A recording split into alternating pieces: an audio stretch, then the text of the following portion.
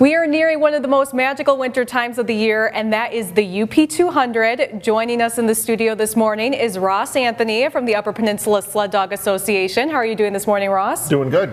Good. Great. Yeah, thank you for being here and taking the time to chat with us. Yeah, absolutely. It's a busy time of year, and coming into this year after the last couple of years, we're pretty excited to get some dogs into town. Right, yeah. I mean, 2 years of having to, pivot 180 and have the Festival of the Sled Dog, which was a great event. It was fun, but you're ready to have the dogs back this year in the real event. Yeah, it's a different kind of excitement. I think the festival was great. I think the community really liked it, and it was a really fun and energetic weekend, but it wasn't the weekend that I think we're all used to, and I think 2 years doesn't seem like that long.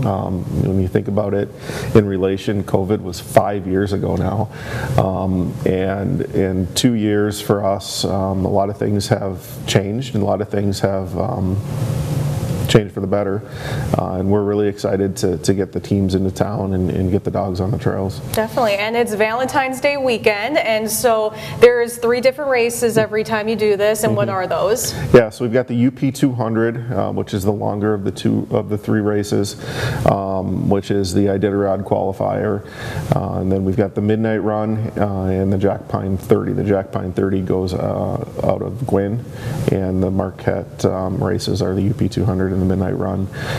So very different races, very different in length and in size of teams, and the type of musher that's competing in that, but a lot of excitement for all the communities that it involves. Yeah, and kind of, going with the schedule, the magic, there's just something about the UP200 Friday night in downtown Marquette. Yeah, it has, it's just one of those things that has, for over 34 years now, just brought people to town, or brought people back to town. We're starting to realize that a lot of these people that are coming, and the majority of the people that are coming to visit Marquette are actually Northern alumni and people that have been in town before, and it's their opportunity to come back in the wintertime and enjoy the things that they enjoyed when they were here, or there's the other demographic of people that just want to come and see a sled dog race. So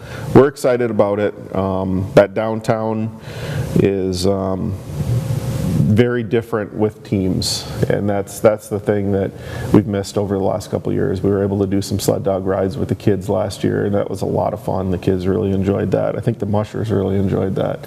Us as organizers enjoyed that, because it was really nice to see those smiles on the kids' faces. But with the teams, the start, Walt and Frida on stage, all of those things that make it magical will be really nice to have downtown again. Right, and it goes from Marquette to Grand Marais. I'm sure Grand Marais is excited to have this back as well. Oh, absolutely. They've done their own festival the last couple of years, so they did have some things going on, but the town of Grand Marais is an unbelievable community. They do a great job of coming together for this. This is something that they look forward to every year. The snowmobilers come and go, maybe not so much last year or the year before. This year they are here in droves, and even with them here, that's driving excitement for the UP200. Grand Marais Outfitters, and Grand Marais is a small little touristy good shop there, and they're selling our shirts, and it's been an unbelievable year in terms of selling merchandise and our annual artistic t-shirt. So the excitement's there. The Grand Marais will be a very busy town come Saturday. Right, yeah, and this all couldn't be done without volunteers, that hundreds of volunteers putting this on to make this work, right? Yep, absolutely. That's something that, over the years we've really been lucky to have a lot of people come out. Mainly, the majority of that is northern students, and Northern Michigan University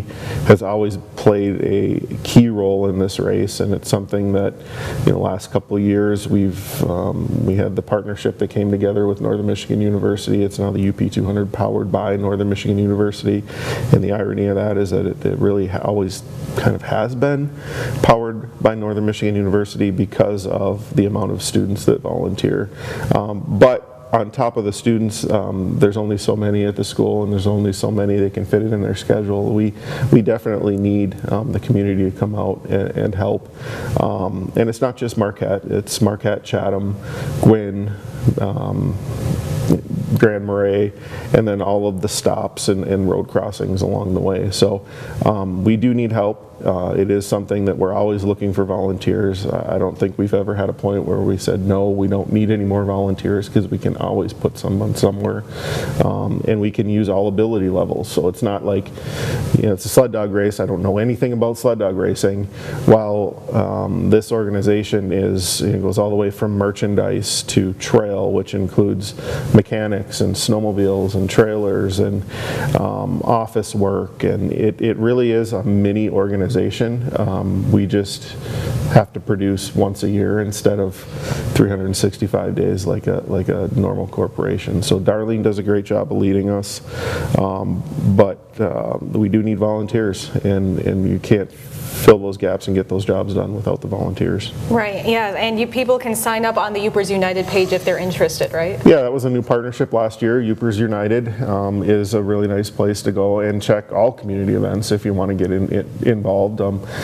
My long story short, or short story long, is like I've always thought that the best way to experience an event is from the inside out and get involved with it. I love watching something, but when you're in that event and you're in the moment, actually involved in it, it's a very, very different experience and a whole different perspective. So check out the ERS United for us, obviously. I mean, a couple weeks from now, I want everybody to focus on that, but also ERS United for other volunteer opportunities in the community. Yeah, and I guess, lastly, why would you just encourage people to either come out and watch it, come out and volunteer, just experience some form of these races, whether they were like, I want to go to Gwynn for the day and check it out, just any part. It's Marquette. I mean, it's the UP, it's Grand Marais, it's Wetmore, it's Gwynn, it's the winter in Upper Peninsula. And I think a lot of times we get cooped up inside, and we forget that we really are special for a reason in the Upper Peninsula. The last couple of years we were able to pull things together and get things to work in Marquette. And unfortunately we missed a lot of those communities in the middle because we weren't running dogs. And I think it's really insightful, and it gives you a lot of perspective when you get out and see things rather than just maybe watching you guys, which is great, and you have great coverage. Every year you guys have come down for the last 3 or 4 years and given great coverage of the event, and certainly want to catch that if you can't get out. But at the same time, again, it's different when you're there, right? And it's free. I mean, it's one of those things you don't have to pay. This is one of the biggest winter sporting events in Michigan, and it's right in our backyard. And all you got to do is get in your car and go do it. Yeah, just to experience it. And is there anything else you'd like to add, Ross? At this point, it's just a few meetings left for us as the UP200 board. We are coming down the home stretch right now. I think we're good on trail. You had the interview with Angela and Mike Scholl, the trail bosses, and the trail looks really good at this point. It's not perfect. We could use a system, so if we can get the weather guy to order up a system for us, that'd be great. But we will run, and that's the thing. I think this year is very different than the last couple of years. This time last year we were struggling to figure out if we even had a trail to run on, and this year it's very different. So I think we're all on edge just because of the last 2 years. Right. But this year I do believe there's going to be a race. I'd like to see people come out and volunteer and get involved and really embrace the race like they have in the past. I don't have any question that they will or won't, but it's always one of those things where you take 2 years off and you just never know what's going to happen. Yeah. So watch for updates. Definitely keep in touch with the news, and you guys do a great job of covering it. And I thank you for that. But at this point, we're just in the home stretch. Yeah, rolling with the punches. And see what happens. It's that Sisu spirit. We talked about it the first year we had to split off of the race and do the festival, and you just figure it out, and that's kind of where we're at right now. We've done 12 months of planning, and the best we can do right now is just see what we're given and figure it out from here and run a race. Yes, we are all hoping that races are a go on Valentine's Day weekend, so we'll have more details for you on our website, myupnow.com. Ross, thank you so much for joining us this morning. Thanks for having us, and thank you for your coverage of the UP200 Midnight Run in Jack Pine. It's really nice for the people that aren't able to get out and to get the perspective on this race that maybe we haven't had in the past, so appreciate that. Yeah, it's one of our favorite things to cover every year, especially in the winter, so thank you, Ross. Yes, and we'll be right back with more My UP Mornings after the break.